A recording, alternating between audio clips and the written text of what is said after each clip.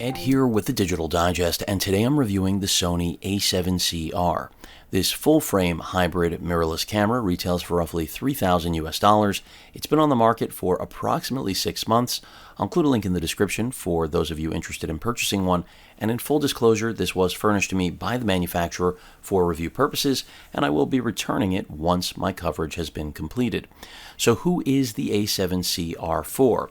Well, essentially anyone that, wants the best possible sensor in the smallest possible body. There's really no other way to put this. I find a lot of people reviewing this camera struggle to justify its existence. I, on the other hand, really don't see the confusion or any problems with what Sony has done here. In fact, I think it speaks directly to Sony's lineage in the digital imaging space. As I stated in many of my reviews over the years, what made Sony so impactful after they purchased Konica Minolta was cramming some of the most bleeding-edge technology into the smallest bodies that you could find on the market, which at that time were mirrorless, something no one else was doing. And in many ways, the A7CR feels like a return to that dedication to giving us uncompromising performance in the smallest possible body, on planet Earth.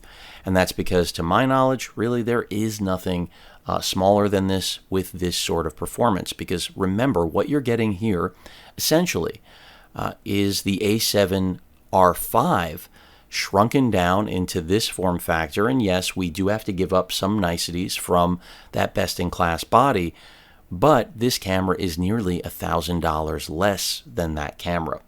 So in my opinion, again, this is for anyone looking for the best possible sensor for, I'll say, still not necessarily video performance, although the video performance on here is excellent as well, without the extra weight or even the extra price tag that the A7R5 will set you back.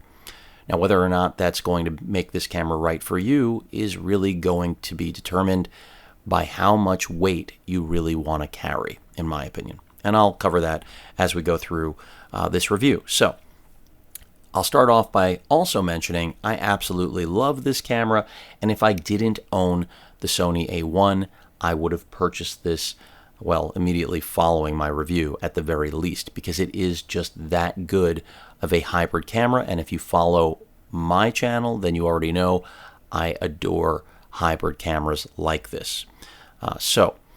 60 megapixel sensor, the same one found in the A7R5. We also, unlike the A7R5, we're not getting 10 frames of continuous shooting from the autofocus system. We're limited to 8 here. Another thing you should know, differentiating this from the A7R5, besides its physical footprint, is that it does not have that best-in-class EVF, but rather the same one you'll find on the A7C2. And it also doesn't have that best-in-class display. This, again, basically is run-of-the-mill, and I would have liked to have seen Sony give us a little bit more in both of these areas. But I feel like this is a pretty solid compromise for anyone who is putting form factor over everything else other than actual sensor performance. And that's exactly what the A7CR delivers, if I could get that out of my mouth. Because in spite of not having best-in-class performance from the LCD here with touchscreen or the EVF, they will get the job done. And I never felt like I was slumming it using either of these.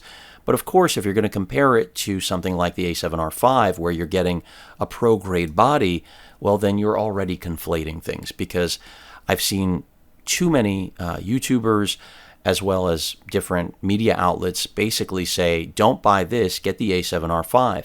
And their logic is that this just can't do what the R5 can do.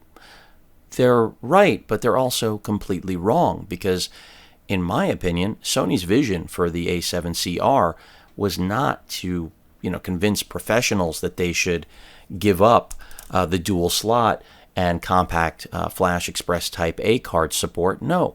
This single SD card slot is, again, reminding consumers that this is pointed at a very specific audience.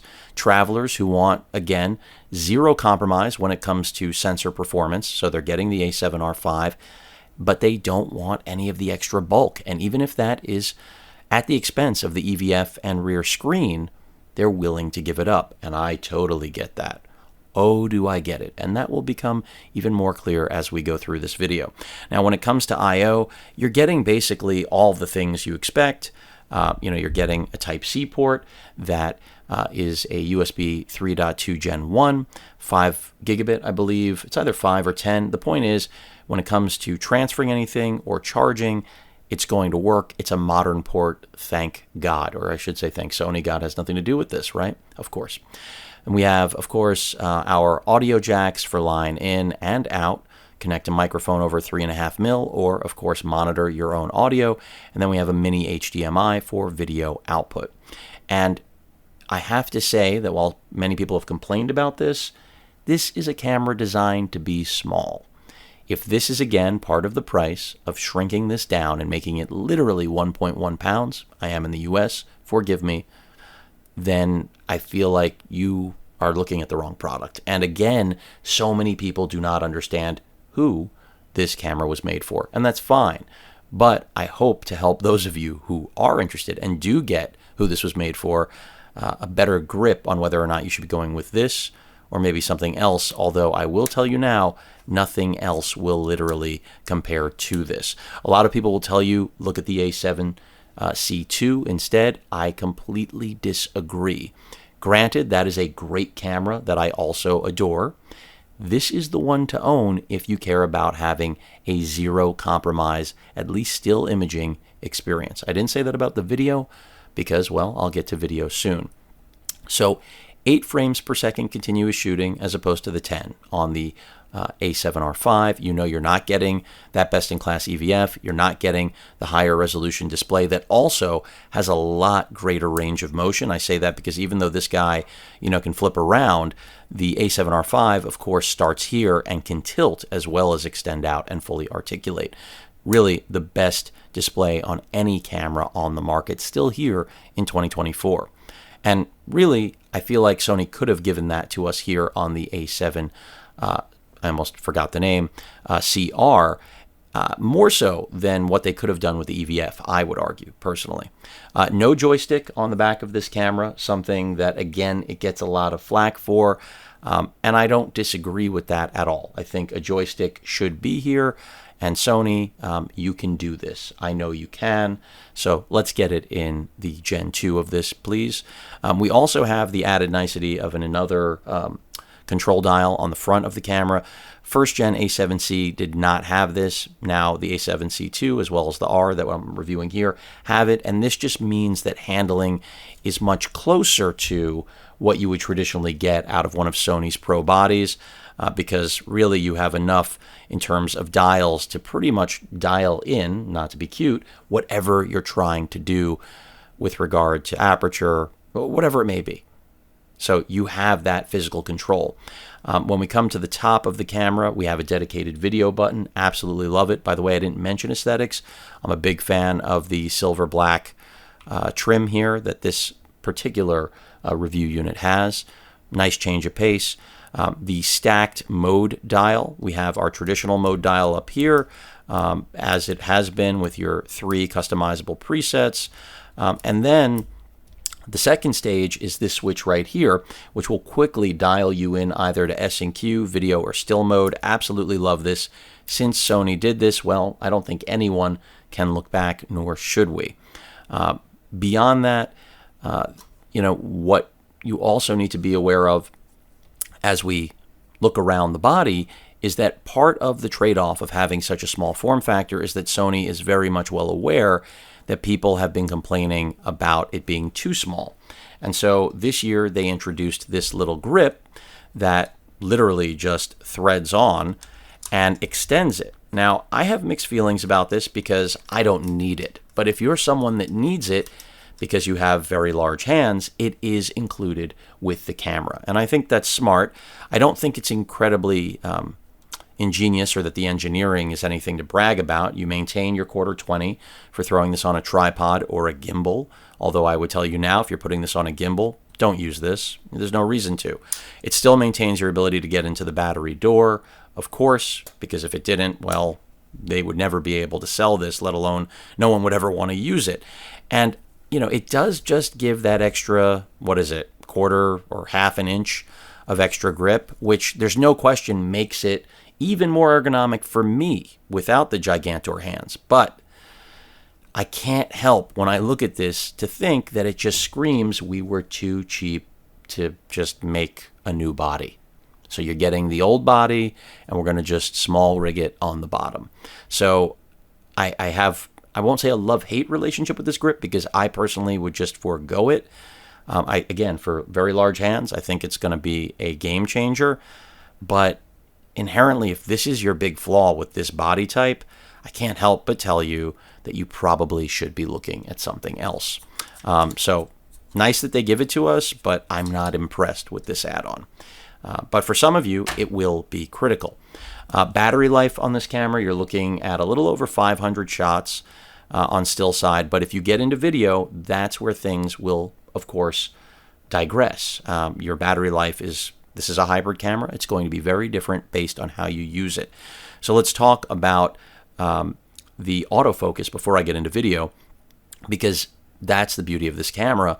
Just like the A7R5, you have that incredibly high-res sensor, great dynamic range.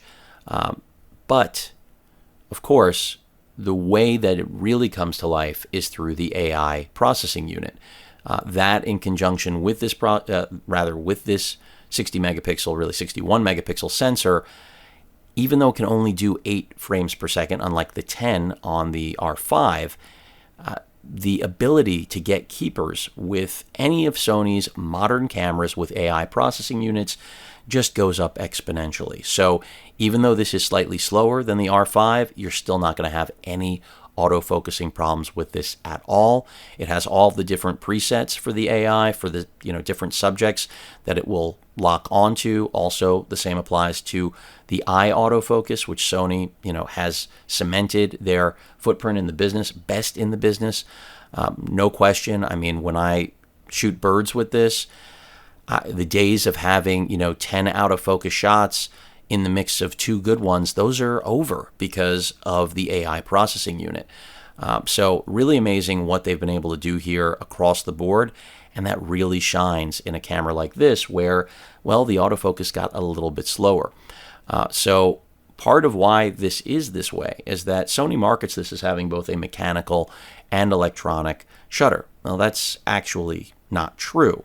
It has an electronic shutter completely. The only difference is that it implements it a little bit differently without getting too technical with the how Sony actually puts it together.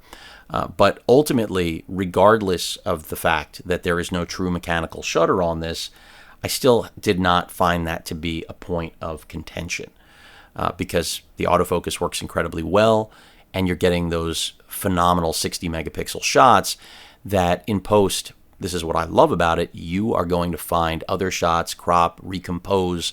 It's a different type of tool than the A7C2 that so many will point you at or towards instead of this in order to save the money and make the argument that it's a more balanced camera and you shouldn't shell out this much on something like this instead of the R5. I get it. Part of that is also its stabilization. When you mount a lens, so the 2 lenses that Sony sent over for review for me were the 16 to 35 that I'm actually filming on right now. Absolutely love that PZG series lens. And then the 20 to 70 f4. And I just felt like these were good matches. No question about it. But when it comes to stabilization, because these lenses do not have optical steady shot on board, the A7CR cannot achieve its 7 stops. Now, the A7R5 gets 8 stops. This is marketed at 7. It will only achieve the 7 stops from its 5-axis stabilization system, because that really hasn't changed, if the lens you're using has stabilization on board. So make that mental note. If you have a lens that has it, you'll get it. If you don't, you won't. But when it comes to, again, overall performance, this thing is a star. But let's shift over to video for a second. And buffer is another thing, because remember, you don't have compact flash express type A cards. You're going to want one of these guys. This is the way to go. In this case, it's Sabrent. There are a few other manufacturers I would trust, like ProGrade and a few others. And basically, what you need there is a V90 card, and you'll be good to go. UHS-2, V90, you'll be able to use this to its full potential. Now, when it comes to video shooting, this is part of, again, what makes it such a unique hybrid. You can shoot, of course, 4K at up to 60 frames. No 8K. That is something that only resides on the A7R5. So again, if you need 8K, if you need the EVF, and you need that screen, you should be getting the A7R5. If, on the other hand, it's all about you want best-in-class performance in the smallest form factor on the planet, this is the camera that you will want. So on the video side, when you're shooting 4K 60 with this camera, it's actually going to be pixel binning. So it's subsampling. It is not utilizing all the information on the sensor. That would be oversampling. So that is probably the biggest detractor from the A7CR, in my opinion, is that from a pure hybrid perspective, purview, its 4K 60 quality is going to be worse than competing products. How much worse? Well, that's really a matter of perspective. I don't think it's bad, but it is something that you have to be aware of. Now, if you step it down to 4K 30, then you will have less of that subsampling going on. You'll have a little bit more detail in your image. I'll throw this guy on first, but it still will have a crop, something you need to be aware of. Both in 4K 30 and 4K 60, you'll be looking at a crop. Sony's quoting, I think, 1.1 or 1.2 on the 4K 60. And then with the 4K 30, you get the full sensor width. So that's nice, but there's also a crop. Now, what you can do to mitigate some of that loss of detail on this incredibly high detail sensor is that you can jump into the menu system, throw it into APS-C mode. Super 35 is the video mode for APS-C, which Sony's had on their cameras for a really long time. And now you will be, instead of subsampling, oversampling. So it'll actually be pulling your 4K video from a 6.2K oversample of the entire sensor. Or not the entire sensor, but a sensor area, 6.2K of sensor area. So inherently, that will be the best way to obtain high quality video from this camera. But it's not that simple. There is a downside to doing that, which is now, of course, because of the electronic first curtain that I was alluding to but didn't say that dirty word, which isn't really a dirty word earlier, about the lack of true mechanical shutter. That rolling shutter is very real when you jump into Super 35 mode. Now, if you're static, you're just shooting, a subject, doing a talking head interview, you're going to be fine. But if you're walking around using active steady shot, panning on the fly, especially if you're not aware of rolling shutter, things are going to start bending fairly quickly. So it's just an inherent issue that this camera in particularly has to struggle with. But the great news is you can shoot 10-bit video on the smallest full-frame 60 megapixel camera ever made. And that is amazing. And what it also means is that if it needs to be used for professional purposes, it absolutely can, just like on the still side. I think the moral of the story is that when people compare this to the A7R5, which I've been doing through this video, but I think in a more balanced approach, is that they're inherently always saying, why get this when you can have that? They're trying to make the argument that this is not a pro body, so it's not worth $3,000. I get it. That's a bad argument. Sony did not make this, in my opinion, to make pros, complain about missing the extra slot, lower res, not fully articulating display, lower res, subpar EVF, sensor readout not fast enough for a professional, stabilization not as good as the R5, no 8K. No, in fact, it's quite the opposite. Sony made this for users that, again, want amazing still image quality without the extra bulk and back pain. So stop trying to make this a pro body. That's what the R5 is for. And anybody who's drawn to this probably doesn't want the R5 Pro body. It's just that simple. So I feel like too many people out there are saying, for that extra $900, do yourself a favor. Yeah, for the extra $900, if this is the form factor that best suits you, do yourself a favor and buy a lens or buy that accessory that you just saved the money with. Because otherwise, I really feel that even in the video realm, this is still an excellent camera. It will still produce better video than whatever the prospective customer that's buying this probably would have shot with, because the only way you're going to shoot better video with this is a dedicated camera for video. So the FX3 I'm shooting on now, the FX30, which is the APS-C version of what I'm shooting on now, those are cinema cameras. And if the only products that I'm going to point you towards to beat this on the video side are really cinema-centric, this is a hybrid doing exactly what it's supposed to do. Hybrid work. So I still think the video quality here is great. I'm not going to really get into the S&Q because that to me is, well, really gimmicky stuff. When we get higher resolution, S&Q won't be gimmicky, but for now, it still lives in gimmick land.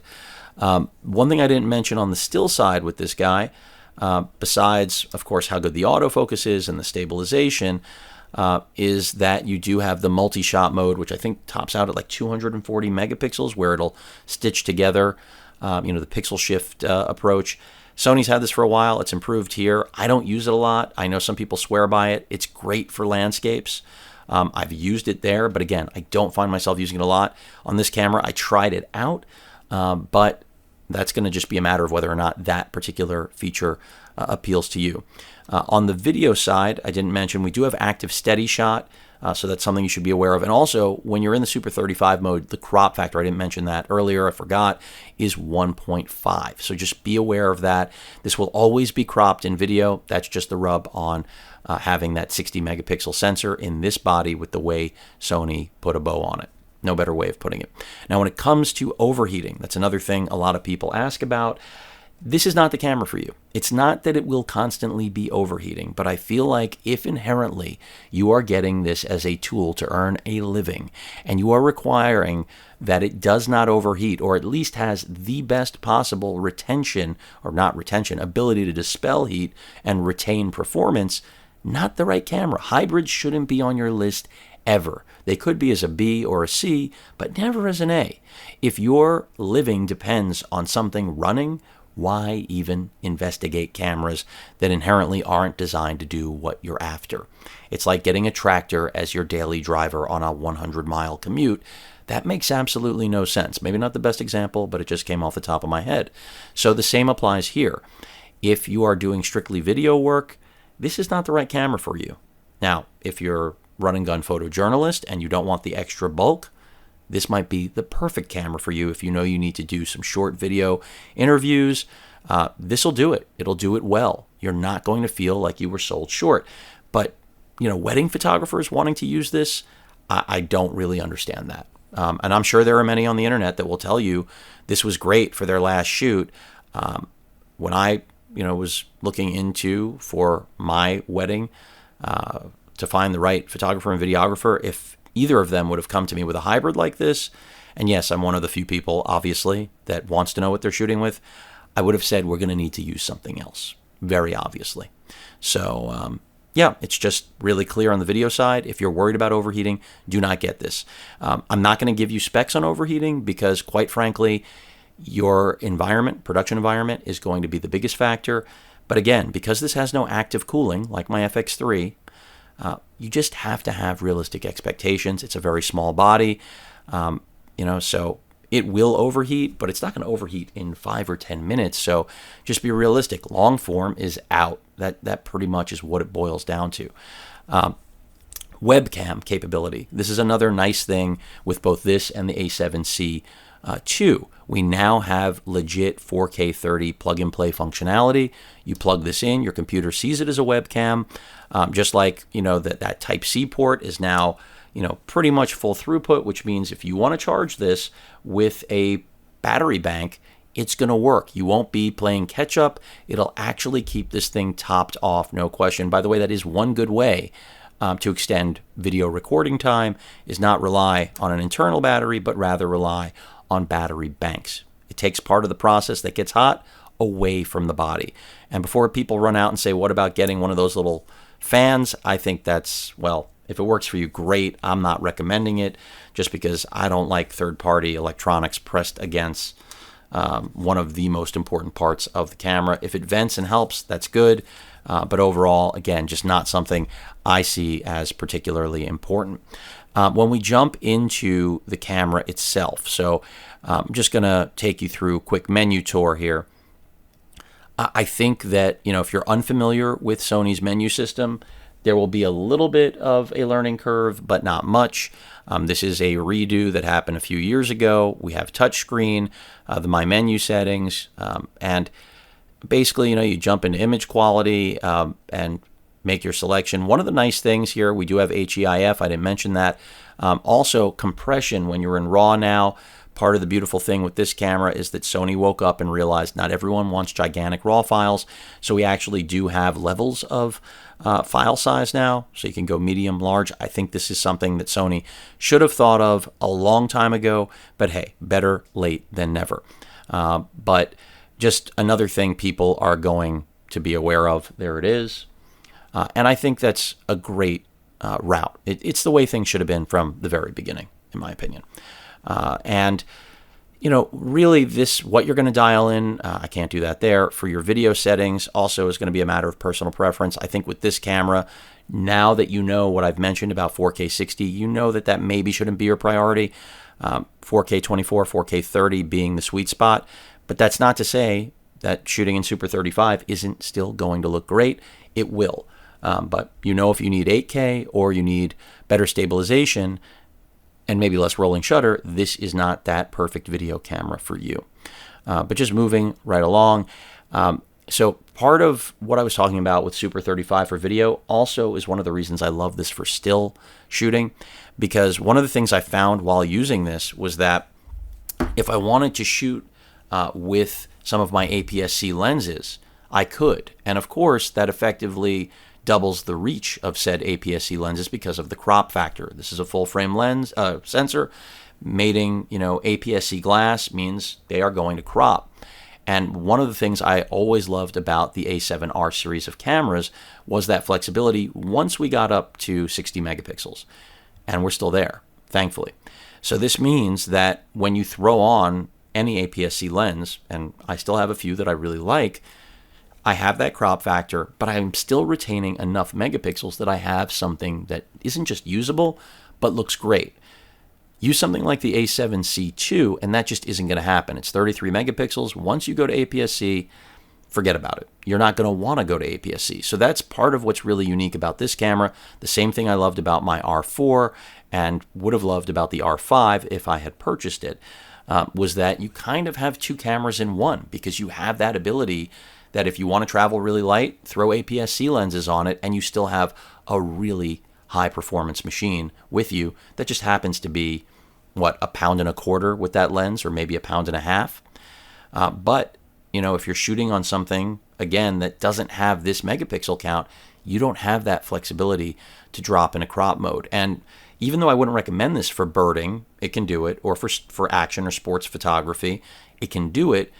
But if you need that long reach, again, having that ability to put, a 200 to 600 mil Gigantor on here, which I do have, but I'm not shooting with now, and because of recovering from surgery, that again effectively doubles the reach. You still have 26 megapixel stills. That is a phenomenal thing that I absolutely love about this camera. Basically, again, a 2-in-1 for anyone traveling that wants the best of both worlds. Go really light, use those APS-C lenses or some of those full frame really light lenses. Want to get really serious?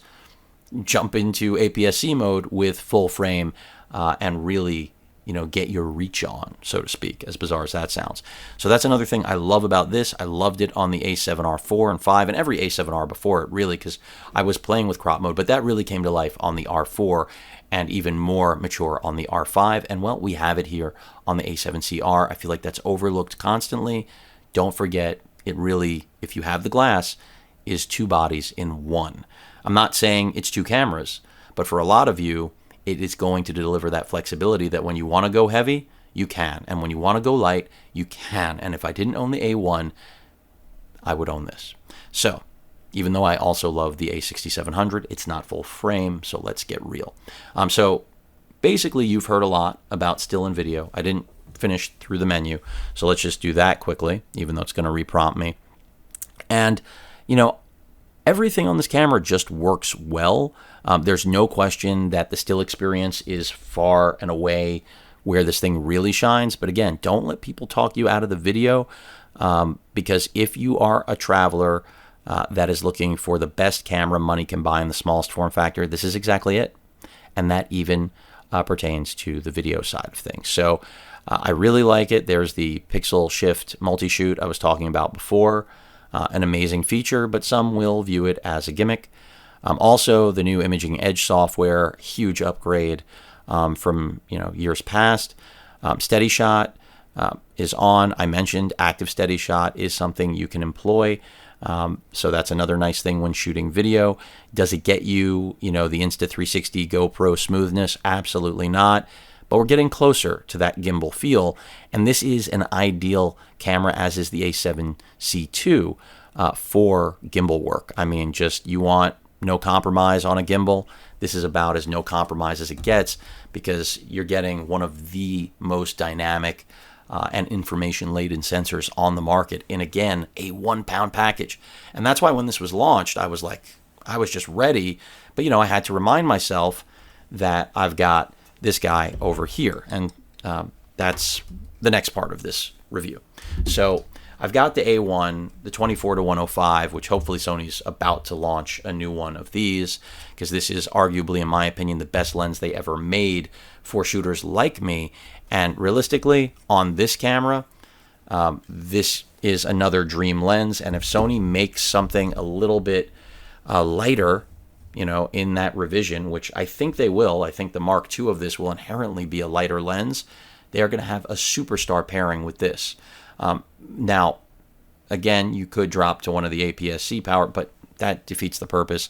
I just said if you already own them, that's nice to have that flexibility. If you don't already own them, I'm not suggesting buying APS-C glass for this camera. Okay, there's a reason Sony rolled out full frame options. They're there. You have them if you need them. But this is a phenomenal pairing with this body. So I'm going to pull this off quickly. And, the A1 really does work as a very good benchmark for what I was talking about before regarding just things being a little too heavy, frankly, in a lot of different scenarios where you wish you had something smaller. And that's exactly what you get with this guy. So as I mount this off camera, I had to bring this a little closer to me.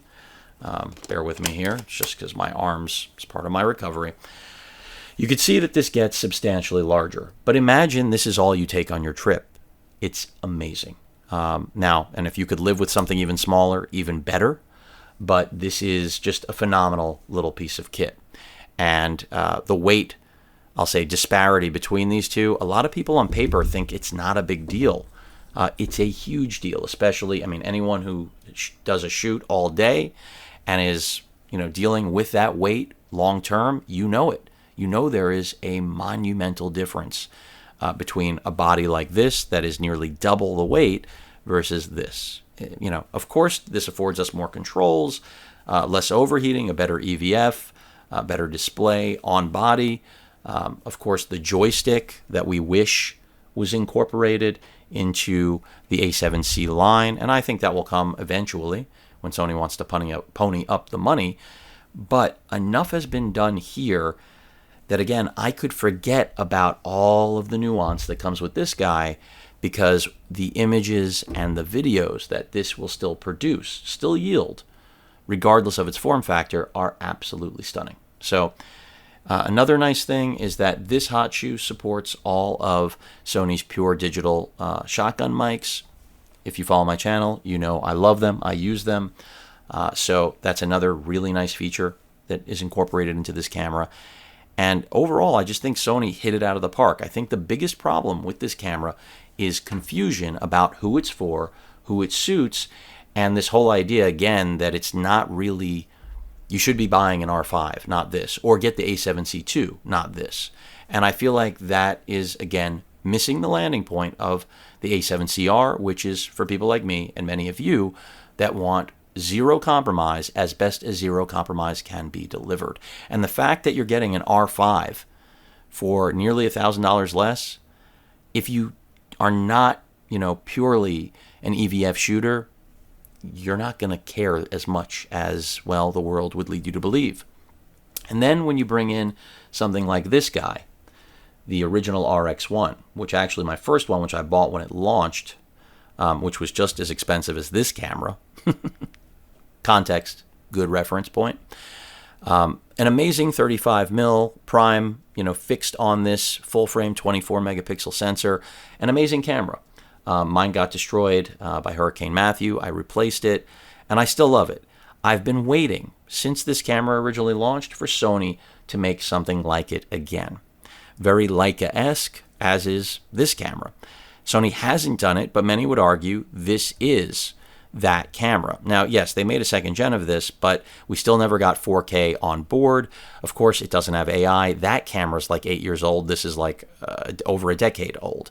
But it is still an amazing camera. It still takes phenomenal stills. And just for reference, there's that side-by-side. So when people say this is really only for stills, I'm like, have you tried this? This is only for stills. So I say this purely because I'm hopeful that one day Sony will relaunch this camera. But if this truly is the real successor, even if it's in a mirrorless interchangeable lens offering, this is phenomenal. I still yearn for this form factor, but this is simply amazing. And I feel like all of the people who, as I've said throughout this review over and over again, point to this camera just being like this half-baked concept that they don't get, it's because I guess they don't get this camera either. And I feel like the majority of professional photographers absolutely get this camera. Maybe they couldn't afford it for personal use, but come on, anyone who shoots Leica gets it, and anyone who shoots Leica gets this too. In fact, I feel like Leica shooters have to be looking at this and saying, do I need the latest and greatest from Leica when this is delivering things that, well, no one else does? So I think it's just, a lot of the mainstream Sony users who've been with Sony for a while, they get it. They know what Sony's doing. But a lot of the new people that have come over from Nikon and Canon, they're scratching their head, and I get it. It's because they weren't around for Sony's, the real heavy lifting and building days, which meant bleeding edge tech, smallest bodies equals something unlike the competition. That's what this is. So I don't see it as a successor to the RX1 at all, because again, the RX1 is just this tiny, tiny thing that we have still yet to get a true successor to from anyone. All right, and yes, I know about other products that I could point to that try to be like this and that are great from a handful, a few manufacturers, not a handful even. But this still truly, at least in terms of what the goal of this camera was, gets as close to that lineage as possible, but still not, because no fixed lens. And I'm not saying I'd prefer a fixed lens, okay, at all. But if it was as magical as the RX1, I certainly would. And this is the concept. And that is really the point of me bringing this out, is that rather than sticking with pro bodies that not everybody needs, certainly, regular travelers do not need pro bodies. They may have felt over the last decade like if they didn't buy a pro body, they were doing themselves a disservice. But now with a camera like this and the A7C2, that proves that theory to be, well, disposable. And again, professional photographers, whether you're doing studio, weddings, whatever it may be, that your assignment work, don't try to make a square fit in a round hole. Do not try to pretend this is a pro-grade body. So every time I hear, as I've said through this video, people are like, it doesn't have the 2 slots. It doesn't have as fast a readout. It doesn't, it's not the pro body. That's not what this is. This is not being marketed as a shrunken down pro body. It's not. It's being marketed as a shrunken down A7R5 that isn't aimed at pros, unless pros, in this case, are looking for the lightest form factor. And I think when you come from that approach and you get it, not just say you get it, then you quickly realize why It's okay to have one slot. It's okay that it's not as good as the R5. It's not meant to be. It's meant to be the light version. Cost less, physically lighter, and far more attractive. Even if corners have been cut to accomplish that, you still won't find anything that will knock this guy off the block. So, certainly not the new RX1, but it's damn close. And I'm just glad that Sony decided to go there. And let me just pull this off so you do see it next to that. I don't have like a tiny lens to throw on this. Really, the smallest lens that I could complement this camera with next to it that I have is probably the 10 to 18 APS-C lens. Hold on, I'll grab that. But even still, as I've said, this to me is not really the lens that you would want to compare this with. I mean, I also have the full frame, the Zeiss 55, but that still is a little bit larger. But there you have it. Like now you're starting to see a side-by-side where these at least look like they're from the same family. But again, 35 mil lens here, of course, a prime piece of glass. This is a 10 to 18 APS-C zoom. But you could use it on here easily because of, again, the APS-C mode still having a high pixel count. But there you have just, a side-by-side to really get an idea of size difference. And technology has changed drastically, so don't forget it. I mean, this also only takes SD cards. It takes the NPBX1 batteries, which get barely any battery life. So if they ever reimagine this, which I still don't feel this is, I would love to see it happen, Sony. We're waiting, just like we're waiting for the RX10 refresh, RX100 refresh. These are things that should not have been abandoned, no matter what your marketing team has to say about it, in my opinion. But I'm glad they made the A7CR, and as I've said through this video, I would absolutely purchase it if I didn't already own the A1, which means I'm probably waiting for the A1 Mark II. But in all likelihood, I won't be jumping on board with that, and I'll probably be waiting for the next version of this, where it just gets even better. And for those of you unaware, the A7C2 and A7CR, they may not be doing incredibly well here in the States, but in Japan, they're doing incredibly well. And that's because I feel like in Japan, they've realized they do want smaller plus best performance in class, regardless of whether there are pro features, because the majority of the people buying these cameras are not pros. They're regular people like you and me, or content creators, which still doesn't mean that you need a pro camera. This is a little bit of a disease. I'm just putting it out there. This idea that bigger is better, which sometimes it is, and in many cases, in fact most, I feel like it is not. And the A7CR is a perfect example of that. But that rounds things out.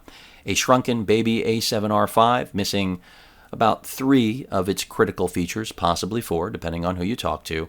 But ultimately, an amazing camera, best in its class, which it pretty much owns on its own, outside of the A7C2, which if you're trying to determine which is right for you, since I no longer have that camera to compare directly to it, but I did review it, I would pick this one every time unless budget is your primary motivating factor. Let me put it that way. Rather than telling you to just go save your money, if you can't afford this one, well then, there's no money to save. Just get the one you can afford, because they're both excellent, and you really won't regret either one as long as you understand the limitations of the low-res 2.35 million dot EVF, even if they improve the magnification, and that little over 1 million dot LCD touchscreen. Otherwise, both amazing cameras, but this is still going to be the king of the hill with its extra, dare I say, almost infinite resolution bump from the A7C2. But that rounds things out. Excellent camera. Love the 2-in-1 capability when using APS-C lenses because of that 60 megapixels, not disappearing when you split it in half. And ultimately, the most flexible and best travel camera ever made by any manufacturer, if quality and size are the 2 most important things on your list. And for me, they certainly are, since my major surgery and even before that. Who wants to carry around a weight?